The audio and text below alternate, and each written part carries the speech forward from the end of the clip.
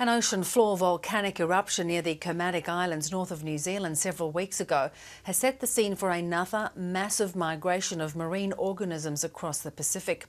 The eruption at night was not discovered until two New Zealanders flying back home from Samoa photographed a huge pumice raft out of their aircraft window. Here's our Pacific correspondent Sean Dorney.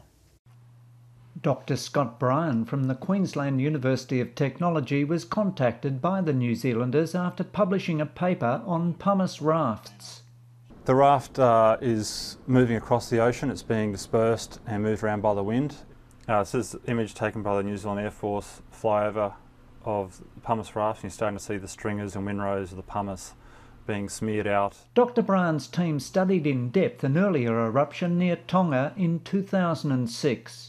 The yacht Myken was the first boat to encounter the pumice rafts and had no idea it was there and sailed straight into this massive floating pumice. And it was a very dramatic encounter. They described the ocean as looking like a desert as far as they could see. The pumice became the home for an extraordinary variety of marine life as it made its way across the Pacific. The green is about 90 days after the eruption, the yellow is about 130 days after the eruption, and then the red is about 190 days after the eruption. Over that time, the pumice had picked up a biological cargo. There was a whole range of marine organisms, plants and animals that had hitched a ride. It's like, say, the froth on a bottle of champagne or Coke. When you shake it up, if you could freeze that foam, this is what pumice is. When you factor up the number of pieces of pumice that we found, a billion, it's a lot of individuals.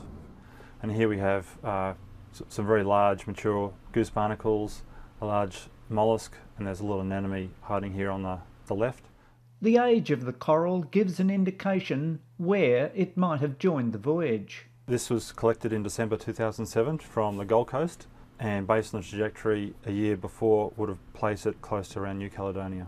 Dr Bryan says the study shows how reefs like the Great Barrier Reef can be repopulated after natural or man-made disasters. Sean Dorney, ABC News.